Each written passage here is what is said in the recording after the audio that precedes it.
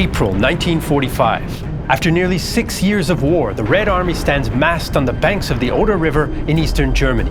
The Nazi capital and Hitler's bunker are just 60 kilometers away, but the Nazi Party and the Wehrmacht are preparing to fight to the bitter end in the final struggle of World War II in Europe, the Battle for Berlin.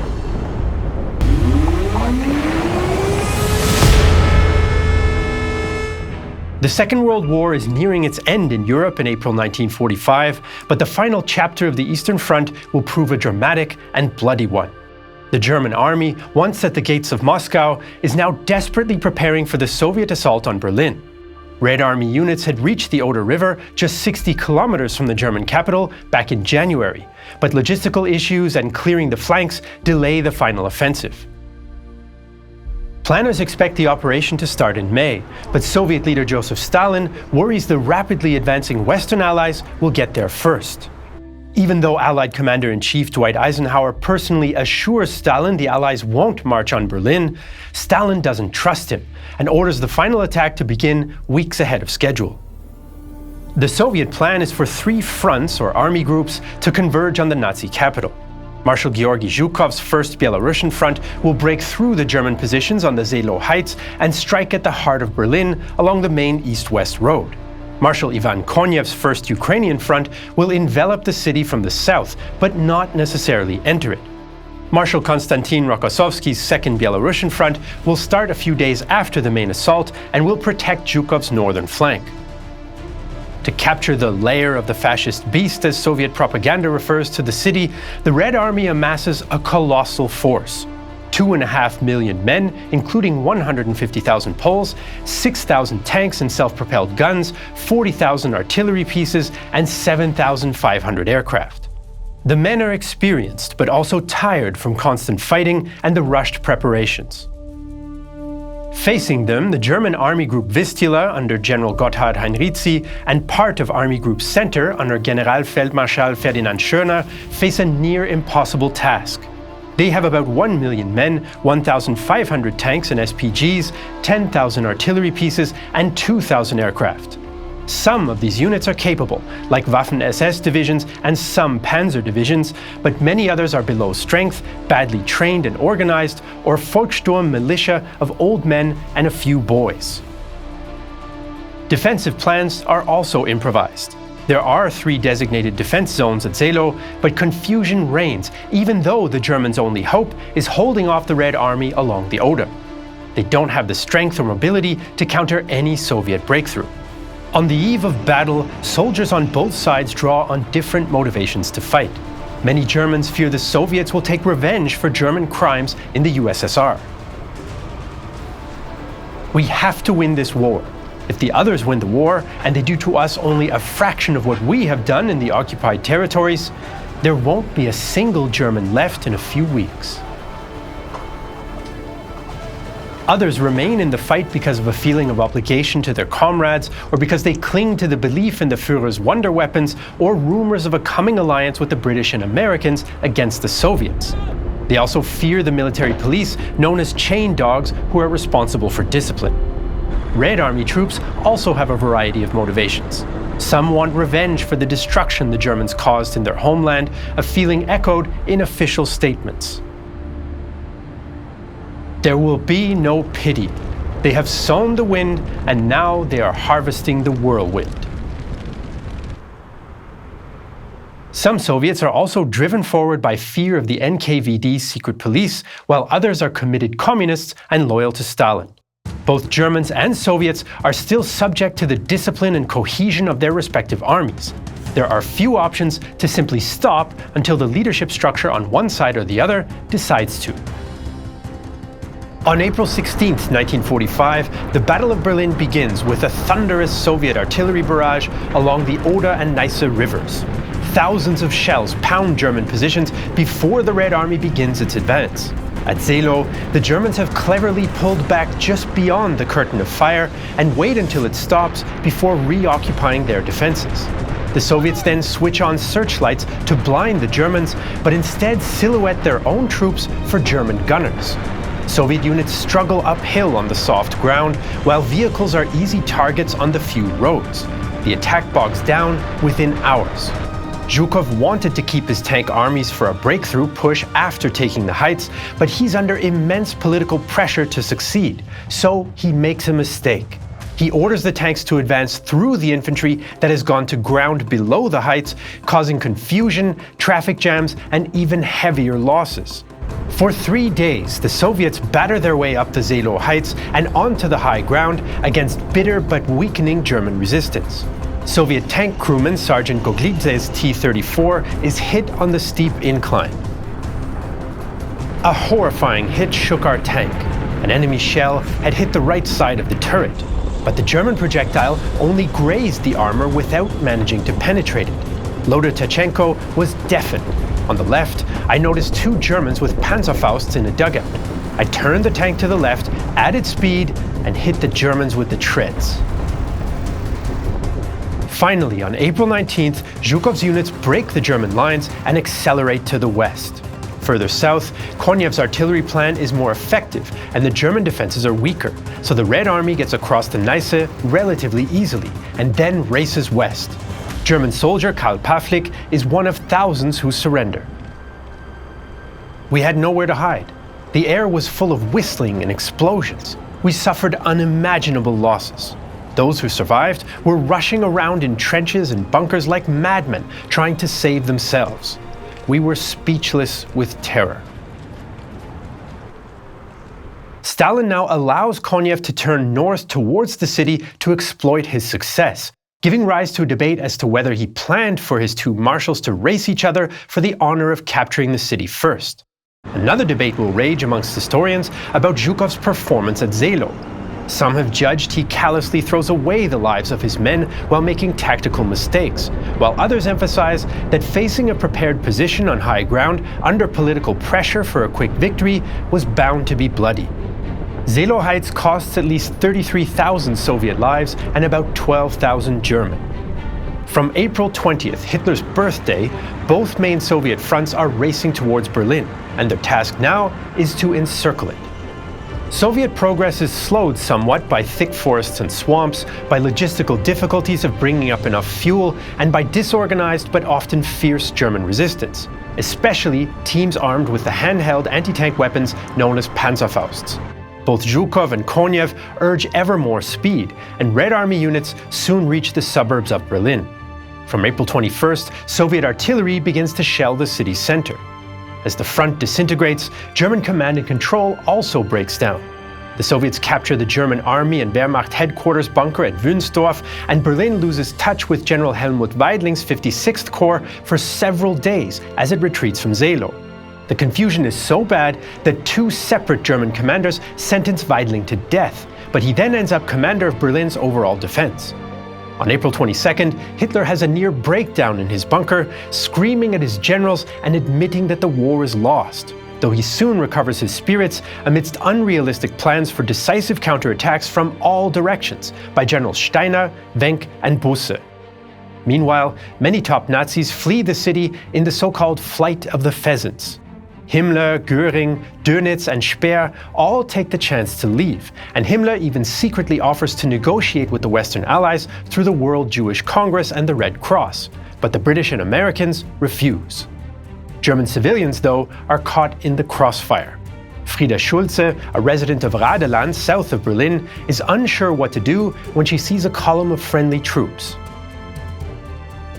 We quickly fled into the woods together, not knowing where we should go. During the night, German infantry went past us in a westerly direction.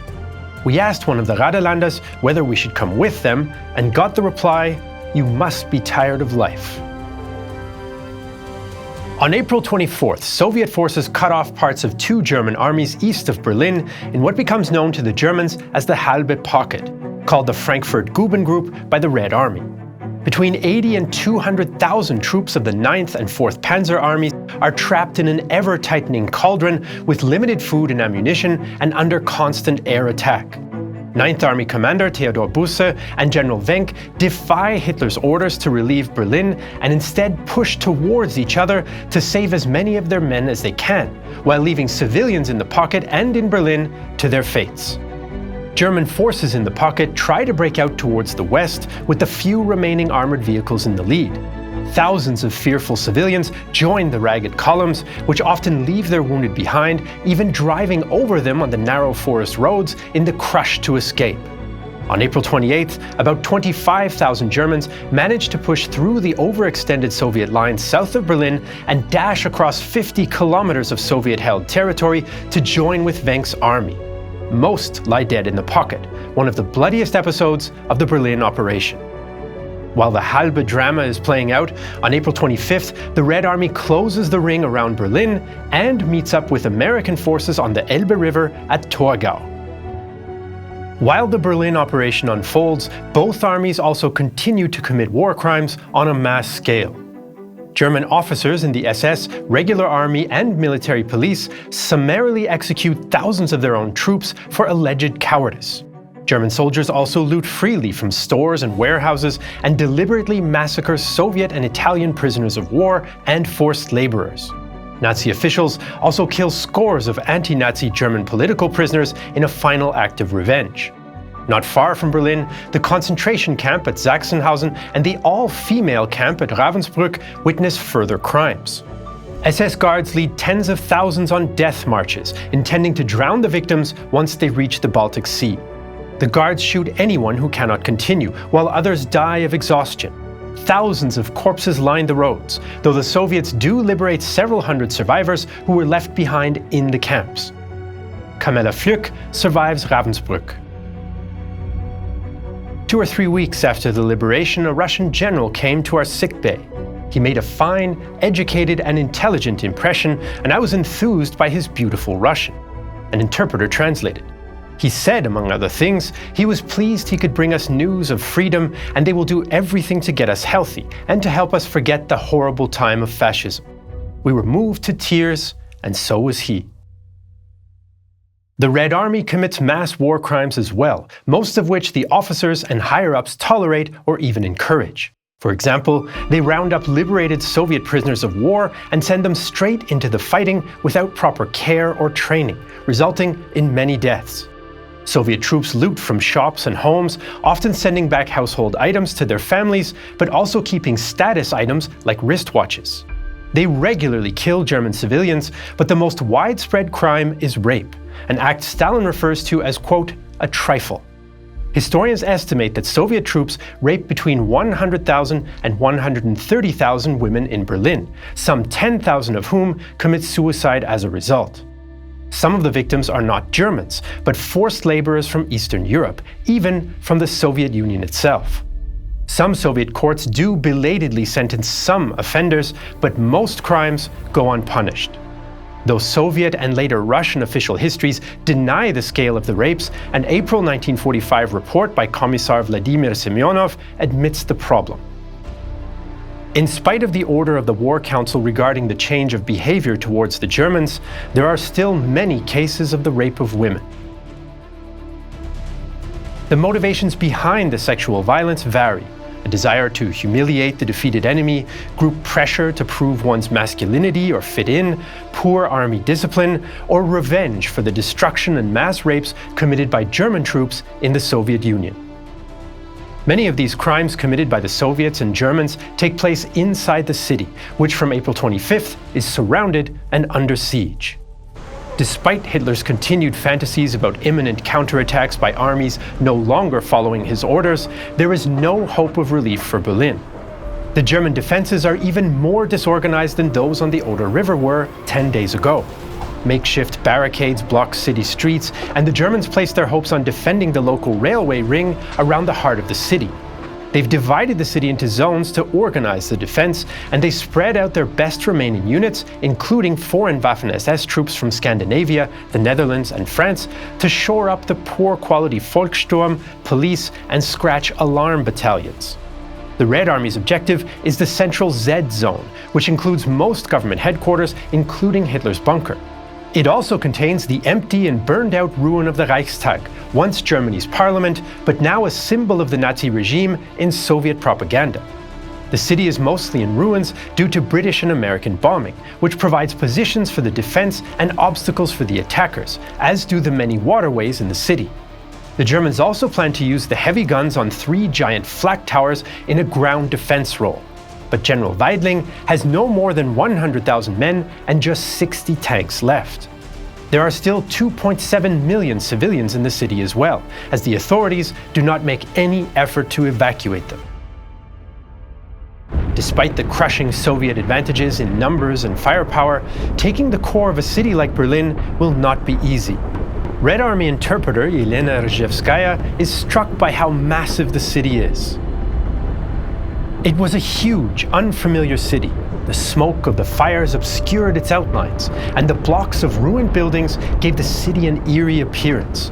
Almost 6 years ago, a criminal invasion of Europe, unprecedented in cruelty, began from here. The war has returned. Urban warfare in this environment requires special tactics, similar to those General Vasily Trikov learned during the fighting in Stalingrad. Smaller teams consisting of infantry, combat engineers, flamethrowers, light artillery, anti-tank guns, and self-propelled guns work together to blast and infiltrate their way forward, block by block. As the Red Army closes in on the Z Zone, it fights for every canal, railway station, and city block. The fighting is bloody and chaotic. German soldier Helmut Altner has a narrow escape. Suddenly it became silent. Even the enemy's infantry fire stopped. We stuck our heads above the edge of the trench and ducked back down. Right in front of the trench stood a Russian tank, like a dark monster just drawing its breath before devouring us. But then we were spellbound. The hatch opened and a head appeared. "Don't shoot," sounded suddenly through the silence, and we held our breath. "Soldiers, there is no point. Do you want to die in the final hours of the war, which you have lost?" The hatch closed, the motor roared, and the tank clanked off. Most encounters do not end so peacefully. For the German civilians caught in the fighting, the experience is hellish. Many flee to the relative safety of the flak towers or shelters under large buildings like the Anhalter train station. Hygienic conditions are inhuman, and many do not make it out. Officially, it's called a shelter. We called it a cave, an underworld, a catacomb of fear, a mass grave. In the Soviet-controlled areas, the Red Army distributes much-needed food and reconnects utilities to provide water and prevent the spread of disease. Konev and Zhukov's forces eventually meet. After some friendly fire incidents, Konev's front is withdrawn from the city and sent south. If there ever was a race to the Reichstag, Zhukov wins it, and his forces now enter the Z Zone. They storm the Reichstag in a bloody and senseless 3-day struggle, taking heavy losses to fly the red banner over the building in time for May 1st, International Workers' Day. In the final days, Hitler constantly demands news of imagined counterattacks led by Steiner and Wenck, but there's none. Hitler and Eva Braun marry in the bunker, then kill themselves. There is no evidence for the conspiracy theory that they escaped to Argentina. German civilians and soldiers are often in shock at the news of their Führer's marriage and death. Journalist Margrethe Boveri is bitter. I'm curious to know how it really was. Few people seem to realize that this man deliberately destroyed as much as he could. Believing in victory, they believed he believed too. He did not. Admiral Karl Dönitz becomes president, though he is in Flensburg far to the north. Joseph Goebbels becomes chancellor, and after failed negotiations with the Soviets on May 1st, he and his wife kill themselves and their children, as did thousands of others. Several groups of desperate Germans now try to break out with the help of remaining SS units. German tank commander Georg Diaz is among them. Our breakout was in the direction of Nauen-Oranienburg. We traveled through towns, often under murderous Russian fire. Anyone wounded had to be left behind. Many of them begged for a hand grenade or a bullet in the head. We could only give out hand grenades as long as there were any left to help these boys. An ambulance truck driving ahead of me with 2 or 3 rows of stretchers was hit. The wounded clung to the sides, screaming. It was a terrible sight. Diaz survives the war and remains an unrepentant Nazi. Traudl Junge, an assistant in the Führerbunker, also makes it out and goes on to write the book upon which the film Downfall is mostly based. Most, though, including Hitler's private secretary Martin Bormann, are killed. Finally, on May 2nd, 1945, General Weidling surrenders the ruined city and the remnants of his forces to the Red Army, and the Battle of Berlin is over. The outcome of the Berlin operation is never in doubt, but the final Soviet victory comes at great cost. In just over 2 weeks of fighting, the Red Army suffers at least 80,000 killed. German losses are harder to estimate, but may have been as many as 100,000 military and between 20 and 100,000 civilian dead. With Hitler dead and the hammer and sickle flying above the German capital, surrender is a matter of time, and the Second World War in Europe ends on May 8th-9th. The Soviet Union puts up prominent memorials throughout the city, which also serve as a reminder to later Western Allied occupation forces in the context of the Cold War. For Soviets, it is the culmination of the Great Patriotic War, the final victory and retribution against Nazi Germany. For the Holocaust survivors and freed forced laborers and POWs, it is the end of a nightmare. For German citizens, it's the beginning of a tense period of occupation that will ultimately last 45 years. The Battle of Berlin is one of the biggest battles of the Second World War, and yet, in documentaries, it's rarely given the time it deserves. Even in this 20-plus minute video, I was only able to give you a glimpse of this colossal struggle. If you do want to learn more about the Battle of Berlin, though, you should check out our 4.5-hour, 18-part documentary series, 16 Days in Berlin. Covering the entire battle day by day with detailed maps, animations, expert interviews, and more, 16 Days in Berlin is the most detailed documentary about this battle ever produced. With our uncompromising portrayal using authentic combat footage, we couldn't upload it to YouTube because of their advertising guidelines. So where can you watch 16 Days in Berlin in 4K resolution? On Nebula, a streaming service we're building together with other creators. If you go to nebula.tv/realtimehistory, you can watch 16 Days in Berlin, our other original documentaries, Rhineland 45 and Red Adams, as well as a host of other smart creators. And all that for just $36 for an entire year. Nebula is also a great gift, by the way. Just go to gift.nebula.tv/realtimehistory to gift an entire year to family and friends, even if they already have an account. Whether you watch Nebula on your own or give it to someone else, you're supporting us here at Real Time History directly. As usual, you can find all the sources for this video in the video description below. For more on the late stages of the Second World War, check out our videos about the Battle of the Rhine and the Battle of Japan. I'm Jesse Alexander, and this is a production of Real Time History, the only history channel that could go for some currywurst for lunch right now.